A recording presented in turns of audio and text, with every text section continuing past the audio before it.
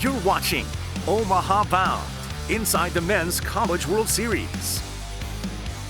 Welcome to Omaha Bound and welcome to Charles Schwab Field. I'm Jacob Morris. We got a jam-packed show for you today. Thursday, the practice day here in Omaha. We got an up-close look at all 8 teams in the field. We're going to talk about how they got here, the mentality, the mindset of each squad here in Omaha. Then D1 Baseball's Jack DeLongchamp joins the show. The host, the CEO of the Pencil Talk Pod, just a great guest. We go through the whole entire field, some hot takes from him, as well as his prediction overall for what's going to happen here in Omaha. And we wrap up the show by a Charles Schwab Field and an Omaha tradition. Rocco's Courtney Mims takes us inside the Jello Shot Challenge and everything that Rocco's has to offer. But let's hop right into it. The first team, bright and early at 9 a.m. that we got a chance to see, that'd be Coastal Carolina. Cinderella to some, not to them. A mid-major program back in Omaha for the first time since 2016 when they won the whole darn thing against Arizona. The first national championship in 2016, the first Omaha appearance since then, but they don't need an introduction. Just let their head coach, Kevin Schnall,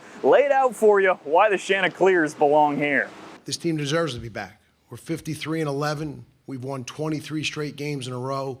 We're one of 8 teams in the entire country still playing, and this team, again, deserves that opportunity. They've played so relentless and so consistent all year. As a coach and as a first-year head coach, couldn't be more proud. I mentioned that 2016 matchup between Arizona and Coastal Carolina. As fate would have it, the first showdown in the 2025 Men's College World Series, that'd be Arizona and Coastal Carolina. The Wildcats, the next team onto the field. A fascinating season, the first in the Big 12 for U of A, and struggled a little bit in the regular season, but got red hot down the stretch, as is the case with a lot of these teams. Arizona won the Big 12 tournament and then went ahead and won a regional, and then in their super regional, went to Chapel Hill against a really talented North Carolina team, lost the first game by 16 runs, but bounced back and won the next 2 to make it back to Omaha for the first time since 2021. Outfielder Aaron Walton talked about how that super showed just how resilient this group is. Yeah, I think that says a lot about the kind of team we have to be able to bounce back after a loss like that. So I think, and that's been a common theme throughout the season and throughout the fall, even just being resilient and being tough. And yeah, I think it's super, just a big part of who we are. This is all of our dreams, is just come out here and play at this great park. I mean, it's awesome. It's really all we've worked for throughout the fall and just throughout the season, so it's been incredible. The Wildcats red hot right now, just like Coastal. That'll be a fascinating matchup. But speaking of former Pac-12 teams, how about Oregon State making it back to Omaha as well? The Beavers have been independent all season long, and yet found a way to put together a really tough and competitive schedule, and that prepared them. Had a couple of weeks off and then found their way through a regional, found their way through a super, and are back in Omaha once again. The Beavers didn't hang their head about being independent. A.J. Singer talked about how being independent has forced this team to become tougher and has ultimately helped benefit them and lead them to Omaha. I love road games. So it taught us how to be a tight-knit group. I think a lot of teams go on the road and they kind of just hide in their rooms. We go on the road and we like to explore downtown, all the food, all the desserts. So we go out as a team. Instead of texting individual guys, hey, you want to go here? We send it in the group chat. We try and get as many people as we want. So I think that's a big part for us, is trying to include everyone. And I think that's what makes us able to come back here, is what we do off the field. Because all teams are talented.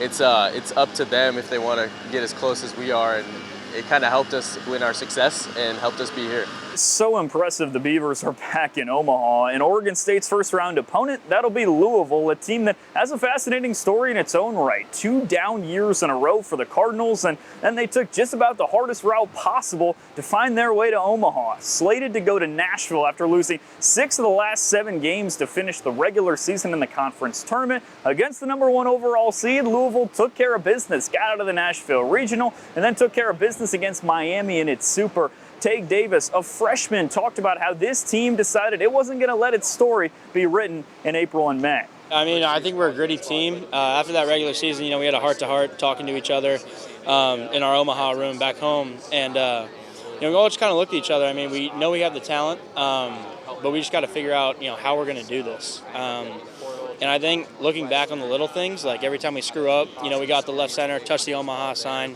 come back to first base, then we'll do our thing, it's just the repetition of that stuff is, I think, very crucial down the road because you've been here before. Like, you feel like you have felt that pressure. All right, let's switch gears and head to the other side of the bracket now. And stop me if you're sensing a theme here, but we begin with yet another former Pac-12 team. That'd be the UCLA Bruins, now playing in the Big Ten. The Bruins making their first Omaha appearance since they won the national championship in 2013. And this is a team that actually got a look at Charles Schwab Field just a couple of weeks ago. Played in Omaha for the Big Ten tournament. And once UCLA reached the NCAA tournament, all it's done is win, undefeated in NCAA tournament play. It's a program rich with tradition, and for the Bruins, they're happy to bring UCLA back to where the program belongs. We kind of just want to come back here and kind of put our name back out there on the map and kind of just show everyone what West Coast baseball has to offer. I mean, it's really special. We got a special group of guys. We've dealt with a lot of adversity through the year, and just getting back to Omaha where the Bruins should be is really special to us. I mean, it's pretty surreal being back in Omaha. I mean, only 8 teams a year get to come here and compete for a national championship. And the fact that we're still playing baseball in late June is very important to us. And, you know, that's just the main goal. It's what we chase all year. So being back here with just a chance to win a national championship is really real. The Bruins' opponent in round one, that'd be Murray State, just the 4th 4 seed to ever reach Omaha, the first to do so since Oral Roberts. Of course, Fresno State won the national championship back in 2008. But for Murray State, while many might call them a Cinderella, they don't believe that's the case. They're more than deserving to be here, and they believe they have a real chance to win the whole thing. We try to just keep the same process throughout the whole year. We go into every game and expect to win. We know we're going to compete, and we expect ourselves to win. So the whole Cinderella thing, it is cool, like being an underdog and all that stuff, but we go in the same process every game. The word I've been using the last few days is just blessed. Like, we're so blessed to be here. God's given us an opportunity, and we're going to make the most of it, so it's exciting. And in the bottom half of the bracket, the 2 highest seeded teams remaining in the NCAA tournament, Arkansas and LSU. We begin with the Hogs, another team that's been dominant in NCAA tournament play, undefeated, going through the Super Regional and the Regional, both in Fayetteville, without suffering a loss. And for this group, it's the first time since Arkansas has made an appearance in Omaha since 2022, and the players know just how special this opportunity is and what it means to the fan base.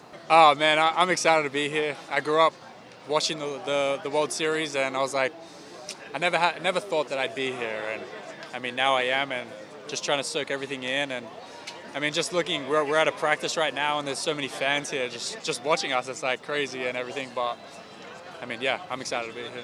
Man, it's crazy. It's something that, you know, you always dream of, but whenever you're walking in for the first time and you finally see it and experience it, it's just a feeling like no other. And, you know, it kind of brings out the little kid in you. You know, remember being here so many years ago, watching the Hogs play. So it's just really a great experience, and it's just really awesome to be a part of. And Saturday night, the Hogs match up with the LSU Tigers. This is cinema, folks. 3 versus 6. Again, the highest seeded teams remaining in the NCAA tournament. When Arkansas and LSU met in Baton Rouge in the regular season, LSU took a competitive series, a wacky series, as it always is between these two teams. 2 of 3 went to the Tigers, and Jay Johnson knows that LSU is going to have its hands full come Saturday. You just want to help them understand what's around the corner. And, you know, there's a lot of things that are around the corner when you're playing the caliber of teams that are here. I mean, there's 8 championship caliber teams in this field. And you look at what everybody did to get here is pretty impressive. And then you roll the tape of at least our side of the bracket and you go like, this makes a lot of sense. LSU and Arkansas on Saturday night at Charles Schwab Field should be one heck of an atmosphere. Time for our first break. When we come back, D1 Baseball's Jack DeLongshot joins the show. Stick around. You don't want to miss it.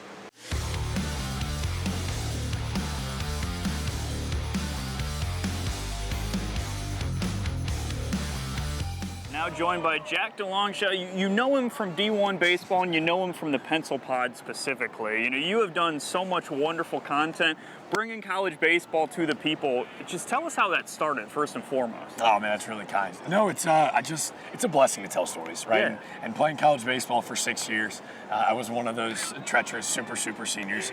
I needed an internship to graduate. Yeah. And the Washington Nationals at the time, I was playing baseball at George Mason.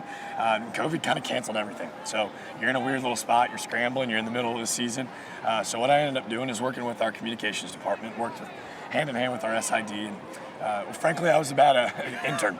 I always forgot the microphones, but I always had a pencil. So interviewing my teammates turned into interviewing some of the best players in the country, because my teammates were definitely not that. But we had a lot of fun with it.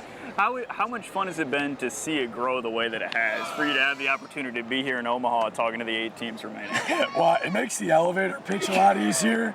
2 years ago, I was sleeping in a car, sleeping on curbs in a sleeping bag, kind of like Arkansas faithful, to be honest with you, out in the hog pen.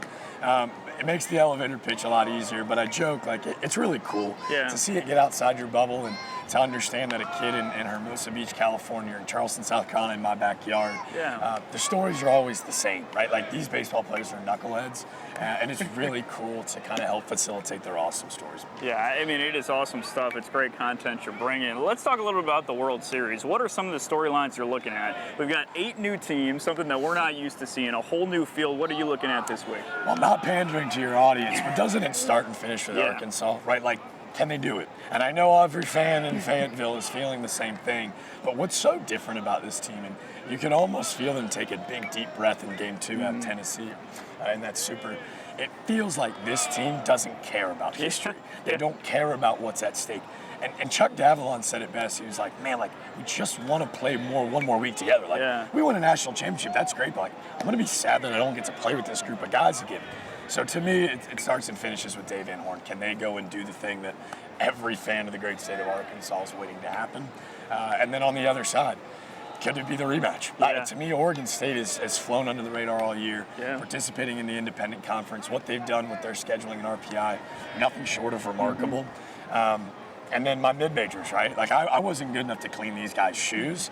So whenever I get to see other mid-majors play in this, mecca of college baseball, Murray State, Coastal Carolina, who many are starting to refer as not a mid-major. They're not a Cinderella. They're just insanely talented. So those are kind of the 4 teams I've got my eyes on. Absolutely. I think that's a great segue. You talk about Coastal Carolina. They're not a Cinderella from the standpoint that 23 straight wins, but Murray State, seeing them here, they're not going to want to be referred to as a Cinderella either, but how much fun is it to see a team like this to battle back and to be on the stage that they are? It's so cliche, but it is magical. Like, it's straight up magical. You think back to when they beat Ole Miss in that winner-take-all game. Just holding on for dear life as they win 11-10. Just holding on. And then to do what they did against Duke, a really, really talented Duke team. They're rolling into this thing playing with house money, right? And I think when you look at them offensively, their game really very much so plays in this bigger ballpark. Will they have enough arms? Who cares, right? Like, when you've got magic, you don't need X's and O's. You just need the Jimmies and Joes. You talked a little bit about Arkansas. That game Saturday night, it's going to feel like a championship series game, and it's the first game in the College World Series for both of these squads. How much are you looking forward to that? LSU, Arkansas, Saturday night in Omaha. There are no certainties in life. Death taxes and Arkansas LSU fans are the best in sports. Like, honestly. It's a championship game, right? Like, it's going to be 2 first-round draft picks on the mound. It's loaded offenses, and this place is going to be filled with clinically insane human beings. I'm beyond ecstatic. I think, too, what Jay Johnson is building at LSU, he has talked about it from day one. He calls Arkansas the Yankees. He's like, these guys are unbeatable, they're relentless, and we get in the Mecca 2 of the most iconic brands in college baseball going at each other. It is going to be mayhem. I remember when, Arkansas was leaving for Omaha on Wednesday, talking with Dave, he said, I don't think 27,000 is going to be enough to hold all of the fans here. It's going to be a heck of an atmosphere. Have you thought about predictions? Have you put predictions together, and can I put you on the spot and ask for them for this next week and a half? I have 2. Okay. Are you ready? Yes. Arkansas fans are going to love one of them. You're not going to love the other. What do I want versus what I think is going to happen? Okay. What do I want? I want Murray State versus Coastal Carolina in the national championship, and I want the Racers to win it. Hand up. National media, we are split right down the middle, no biases. That's what I want. With that being said, I think the storyline, the vengeance, the redemption run, I really do believe that these 2 teams are ready to face off again. I think it's Arkansas and Oregon State. I really do. I kind of alluded to it earlier, but to me, when you look at Ivar Kett and Vahiva Loy, it's this next wave of generations of shortstop that are 6'4", 235 with 0% body fat and hit the baseballs 500 feet. Like, that would be so much fun. Then you look at the matchups on the mound, whether it be Root and Whitney. I just think if we get that, right, the storyline in itself, and we're not going to talk about it, I won't do it, not on an Arkansas network, man, it would just be so cool. It'd be really special, the 75th year of the College World Series. Let's run this thing back. What do you say? Let's do it. Man, I'll tell you what, you would cause Arkansas fans, and that's exactly, I said Arkansas and Oregon State. That's who I got. Yeah. That would be PTSD for Arkansas fans all around this building, but a chance to rid yourself of all the demons. Do you got a hot take for me? One prediction, one surprise you see coming the next week and a half? I'm putting you on the spot. No, I think about this a lot, though. In my first prediction, I took Murray State. I would pretty much shock everybody. That would be it. My boys over at the 11.7 College Baseball Podcast, though, we are onto this theory. So every 8 years, since 2000, a mid-major has won the College World Series. There you go. Every 8 years. Now, you're thinking to yourself, Jack, that was 2016. That was 9 years ago. But not so fast. Yeah, you're onto COVID it. 2020. So we're still 8 years. So does it remain true this year? I'd love to see a mid-major win it, right? Whether it be Coastal or Murray. And I joke and kid, but in the world of college athletics where everyone's so chalk, right? March Madness, all ones, college football's run away with money. Our sport, man, like this doesn't happen in any other sport. So you'd love to see a Cinderella. I really think Murray State or Coastal's got a legit shot to go win this thing. But that's chalk. Everyone's going to say that. Let's go like a folklore legend that comes out of this thing. Every year the team that wins it, there's always one or two guys that you never saw coming. So for Arkansas fans, I think Ryder Helfrich becomes the most widely, he's going to become, he'll go into next year as the best catcher in the country after what he does this week. All right, that's a great prediction there. Regardless, we have a heck of a week in front of us, Jack. Thanks so much, man. Absolutely, man. Really appreciate it. We're going to head to a quick break, and when we come back, we're headed over to Rocco's. It's going to be a whole lot of fun.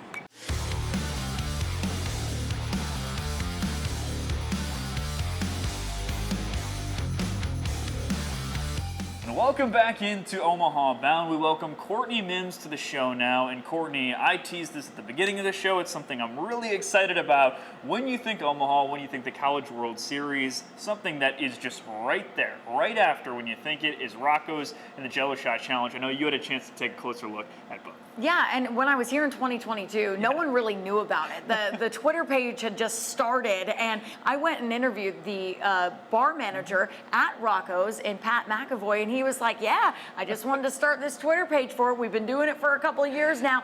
And then it just ballooned into what it is today. Take a look. The board is the board. The board is famous. None of us are famous for it, and that's what we like about it. What started out as friendly competition between fan bases has now turned into one of the biggest traditions of the College World Series, the Rocco's Jello Shot Challenge. Really incredible that we turned something as silly as a shot competition into charitable contributions that raised over $350,000 over the last 3 years. The idea for the challenge dates back to 2011 when Florida and South Carolina were playing for the championship. Fans of both teams wanted a signature shot, and so Pat McAvoy created ones for them. It wasn't until 2019 when the bar was bought by the current owners that they decided to do Jello shots for each team. It started small with only hundreds of shots being sold. And they see the record up there. Kevin made a plaque that said this is the record, so they're like, oh, we can beat that. So they see 864, they're like, oh, easy peasy. They go 2,965. They're just crush it, right? And so, we're like, oh man, that's great. And then, oh, this will never be beat. This will never be beat. Then I start the Twitter for it. The Twitter page took off immediately when it was created in 2022, allowing the entire nation to get involved with the challenge. We went from hey, this is a fun thing to what did we do overnight, basically. And soon that record that Mississippi State set was crushed by Ole Miss in 2022 with 18,777 shots consumed. You think that's a lot? The year after that, LSU fans taking it to another level, setting the all-time record for the challenge of 68,888 shots bought and consumed.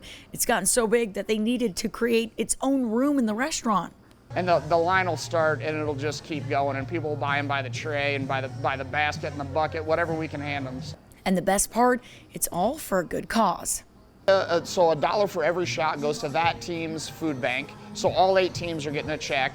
And then on top of that, 50 cents from each shot stays in the Omaha Metro. So last year, 2 years ago, they went to the Heartland Food Bank. Last year, they went to Creighton, UNO, and Iowa Western's food bank. So each one of them got a $16,500 check or something like that. So who will win the title this year? Pat says a few things have to happen for the fan base that wants to win it. You can't go to and barbecue. You have to be around for a while.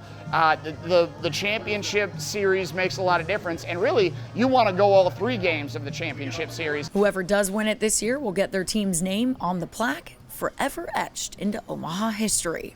You know, everybody that's here knows how cool of an event it is, and know that we're trying to do it the best way we know how, and that to do it the best way you know how, you don't try to squeeze the life out of it. You literally just hang a $40 whiteboard and give to a good cause. That's the only thing you can do.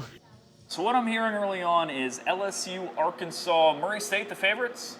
Don't count out Coastal Carolina. I see them on that board, and they've got some fans here, so do not count them out, Jacob, all right? Coastal back for the first time since 2016, ready to make a big-time impact in the Jello Shot Challenge. That is Courtney Mims. Thanks so much for joining the show, and that is going to do it for today's edition of Omaha Bound. The game action starts on Friday. We'll be back to recap it all. We'll talk to you tomorrow.